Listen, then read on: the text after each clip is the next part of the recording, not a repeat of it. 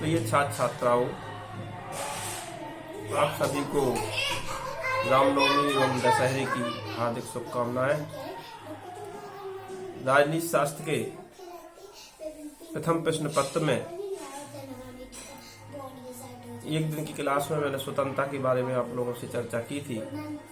अब अपन टॉपिक लेंगे समानता का अधिकार। समानता किसे कहते हैं, समानता से मनुष्य के जीवन में क्या फायदे हैं और मनुष्य समानता के माध्यम से कैसे विकास कर सकता है।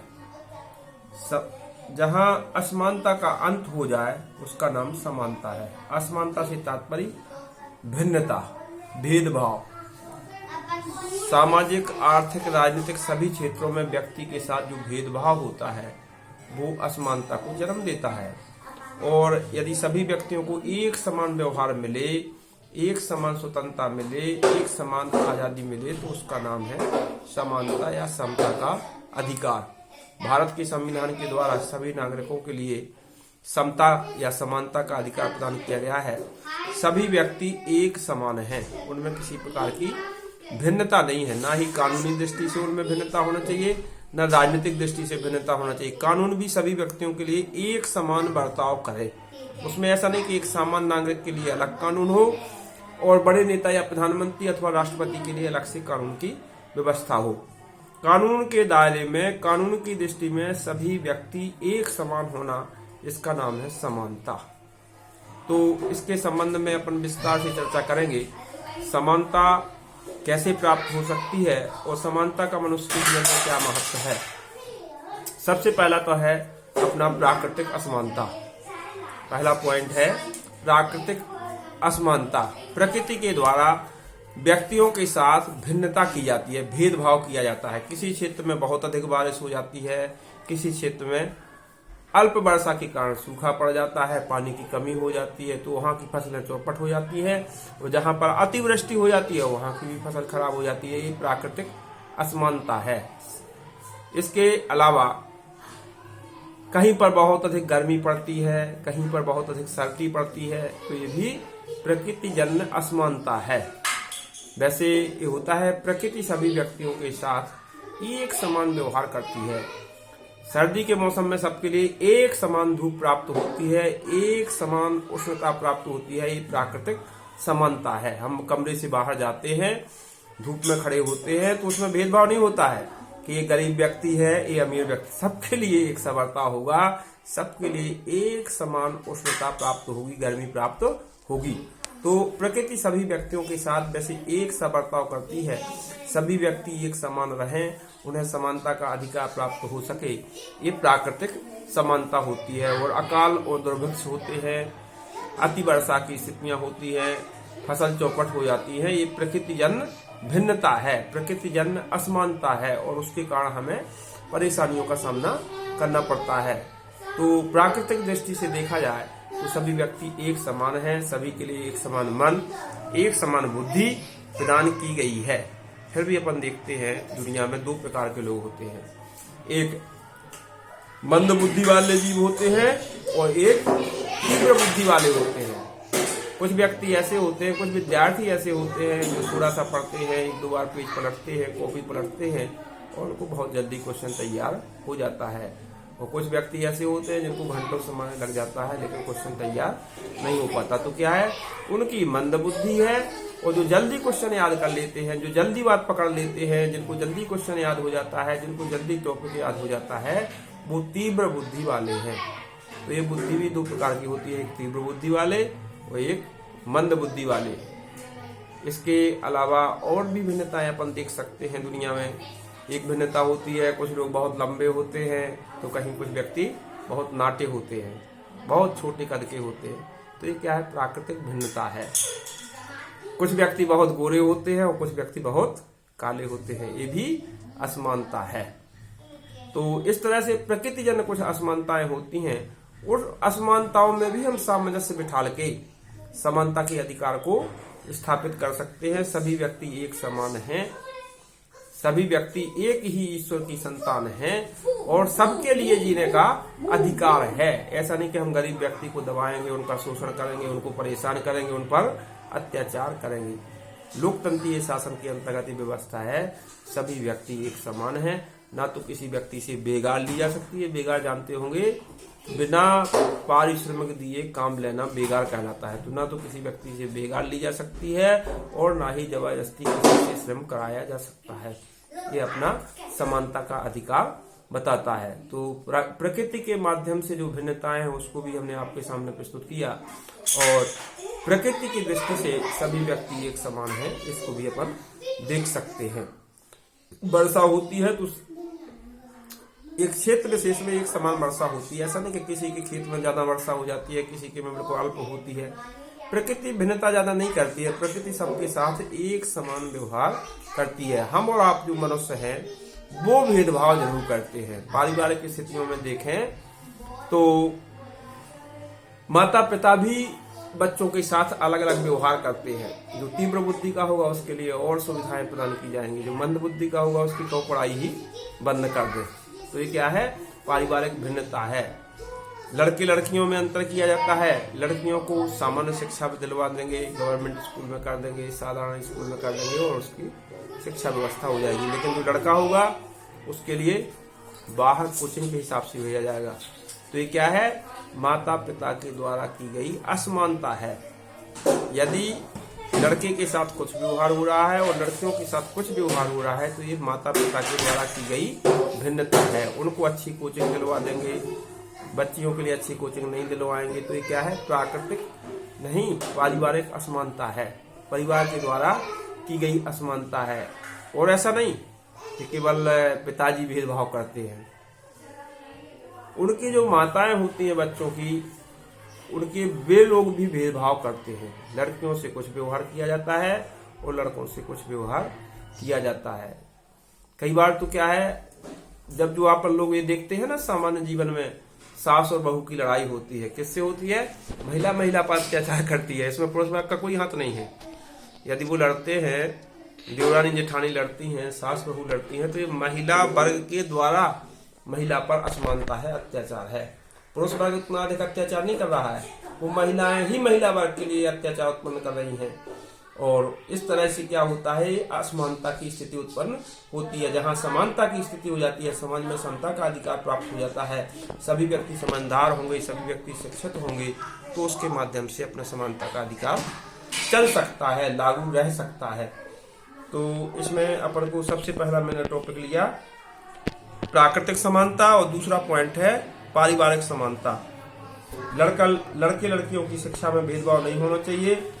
उनके लिए जो मौलिक मूलभूत सुविधाएं हैं वो एक समान मिलना चाहिए। ऐसा नहीं कि उनकी जो घरेलू सुविधाएं हैं उसमें भी डिफरेंस आ जाए, उसमें अंतर आ जाए, तो उससे भी लड़कियों के दिमाग में एक मानसिकता उत्पन्न होती है, मेरे साथ पक्षपात हो रहा है, भेदभाव हो रहा है। कह कुछ नहीं सकते हैं, लेकिन दिमाग में बात बनती है कि मेरे साथ पक्षपात या भेदभाव हो रहा है। तो इस तरह से पारिवारिक असमानता को भी समाप्त करना जरूरी है, तब पारिवारिक समानता स्थापित की जा सकती है। इसके अलावा आर्थिक समानता भी बहुत जरूरी है। आर्थिक समानता का तात्पर्य आज की स्थिति में, वर्तमान भौतिकवाद के युग में दुनिया के जितने भी काम हैं सब वो पैसों के बलबूते पर होते हैं। तो व्यक्ति के लिए आर्थिक दृष्टि से संपन्न होना बहुत जरूरी है। लेकिन आर्थिक संपन्नता कब आ सकती है? जब हमारे पास रोजगार की सुविधाएं हों, हमारे कृषि के साधन अधिक हों, हम उत्तम उन्नत तकनीक के माध्यम से कृषि कार्य कर सकें। वो तभी संभव है जब हमारे पास निजी पूंजी होगी।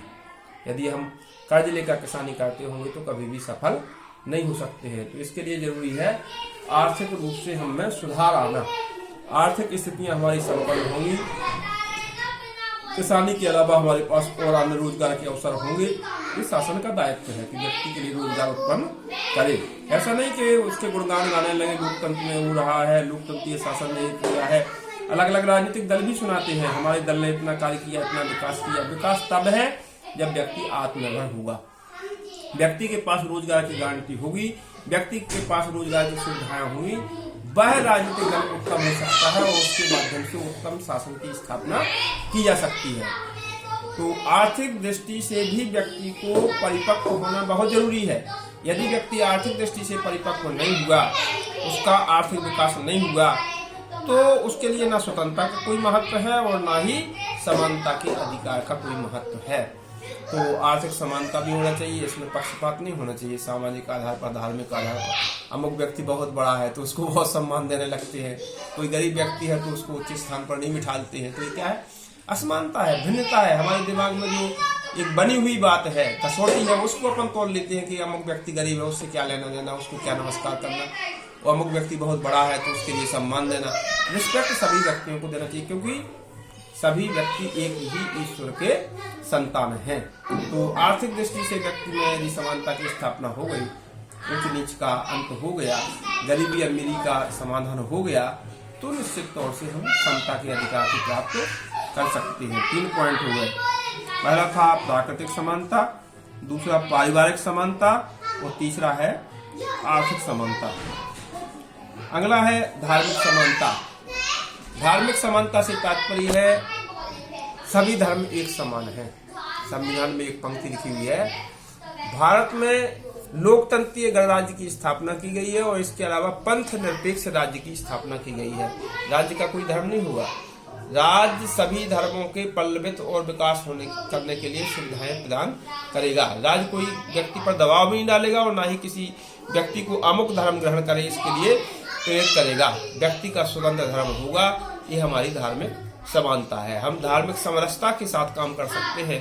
सभी धर्म एक समान है, सभी के देवी देवता एक समान है, और उसके माध्यम से हम धार्मिक समानता की स्थापना कर सकते हैं। अगला है सामाजिक समानता। सामाजिक समानता से तात्पर्य समाज के अंतर्गत भी हमें ये देखना चाहिए कि हमारे समाज में जो आबादी है उसमें से 10% व्यक्ति बहुत गरीब हैं। बहुत गरीब का तात्पर्य ये है कि उनके पास दोनों समय का भोजन भी नहीं है। तो समाज का ये दायित्व बनता है, समाज की मीटिंग में निर्णय लें कि उन व्यक्तियों की कुछ न कुछ हेल्प की जाए, मदद की जाए समाज के माध्यम से।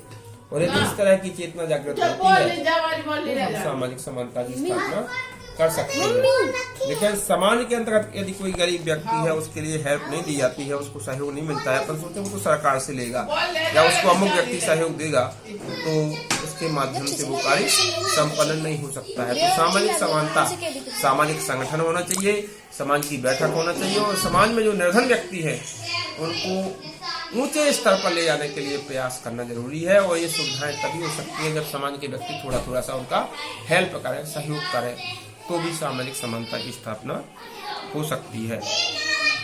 इसके अलावा राजनीतिक समानता का होना भी बहुत आवश्यक है। राजनीतिक दृष्टि से भी व्यक्ति एक समान है। वह अपनी इच्छा के अनुसार किसी भी राजनीतिक दल से जुड़ सकता है, उसकी संबद्धता, उसकी सदस्यता प्राप्त कर सकता है और उसके माध्यम से उस दल के कार्यों को कार्यान्वित करवा सकता है। ये हमारी राजनीतिक समानता है। तो राजनीतिक समानता का भी मनुष्य के जीवन में बहुत महत्व है। यदि हम राजनीतिक दृष्टि से स्वतंत्र रहे, और कई बातें ऐसे राजनीतिक क्षेत्र में आती हैं, हमें कभी भी मतदान करने के पहले किसी भी राजनीतिक दल के दबाव में, प्रेशर में या रुपए लेकर अपना मत नहीं देना चाहिए, क्योंकि लोकतंत्रीय शासन में चुनाव एक महत्वपूर्ण चीज है, बहुत महत्वपूर्ण चीज है। हम निर्णायक हैं, किसको मत देना है और किसकी सरकार बनाना है। लेकिन हमने निर्णय देने में थोड़ी सी चूक की, हमने धन लेकर किसी अन्य व्यक्ति को मत दे दिया, गलत व्यक्ति को मत दे दिया, तो हमको 5 वर्ष तक पछताना पड़ सकता है, अच्छी सरकार का गठन नहीं होगा। तो लोकतंत्रीय शासन में ये भी बहुत जरूरी है कि हम अपने वोट के, मत के अधिकार को समझें।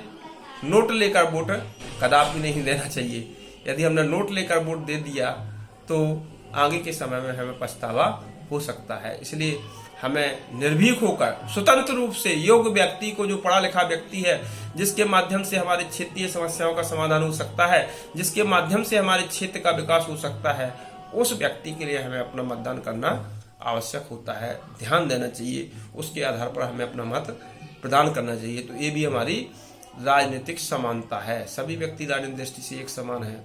इसके अलावा एक और पॉइंट आता है इसमें, कानून की समता। कानून के समक्ष संविधान के द्वारा एक कानून की व्यवस्था भी की गई है। व्यवस्थापिका, कार्यपालिका, न्यायपालिका, 3 ये शासन के अंग होते हैं। तो जो व्यवस्थापिका विभाग है, व्यवस्थापिका अंग है, उसके द्वारा, व्यवस्थापिका से तात्पर्य विधि विधान निर्मित करने वाली एजेंसी या संस्था। तो जिसके द्वारा कानून की रचना की जाती है और कानून लागू किए जाते हैं कार्यपालिका के माध्यम से। तो कानून के समक्ष भी सभी व्यक्ति एक समान समझे जाना चाहिए। ऐसा नहीं कि अमुक व्यक्ति बहुत पैसे वाला है तो उसके लिए दूसरा कानून, अमुक व्यक्ति गरीब है तो उसके लिए और कोई कानून, अमुक व्यक्ति नेता है उसके लिए अलग से कानून, अमुक व्यक्ति कर्मचारी है उसके लिए अलग से कानून, अमुक व्यक्ति बहुत बड़े पद पर है तो उसके लिए अलग से कानून। कानून के समक्ष सभी व्यक्ति एक समान होना चाहिए, तभी हम कानूनी समता का अधिकार रख सकते हैं और उसका उपयोग कर सकते हैं। तो कानूनी समानता का होना भी व्यक्ति के जीवन में बहुत आवश्यक है। हर राज्य का ये दायित्व है कि कानून के समक्ष सभी व्यक्तियों को एक समान समझा जाए, तभी उस राज्य का विकास हो सकता है, लोकतंत्र के आयाम का विकास हो सकता है, अन्यथा नहीं। यदि विषमताएं रहीं, भिन्नताएं रहीं, तो निश्चित तौर से हम विकास नहीं कर सकते हैं। तो समानता के अधिकार का बहुत महत्व है। व्यक्ति को समानता का अधिकार बहुत सोच समझ के दिया गया है और उसके माध्यम से व्यक्ति विकास कर सकता है। तो भिन्नताओं का अंत या असमानता का जहां समाधान हो जाए उसका नाम समानता है। इसकी परिभाषा ये है, भिन्नताओं का अंत होना समानता का अधिकार है या असमानता का अंत होना ही समानता है। ये उसकी परिभाषा है। इसके अंतर्गत हमने जो 6 स्टेप लिए हैं, सबसे पहला था अपना कौन सा, प्राकृतिक समानता, दूसरा था पारिवारिक समानता, तीसरा स्टेप था आर्थिक समानता, राजनीतिक समानता, सामाजिक समानता और पारिवारिक समानता।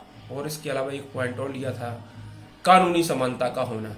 ये सभी समानताएं जब स्थापित हो जाएंगी तो वास्तव में एक अच्छे शासन की कल्पना की जा सकती है, अच्छे शासन की स्थापना की जा सकती है। आज के टॉपिक में इतना ही। ठीक, धन्यवाद।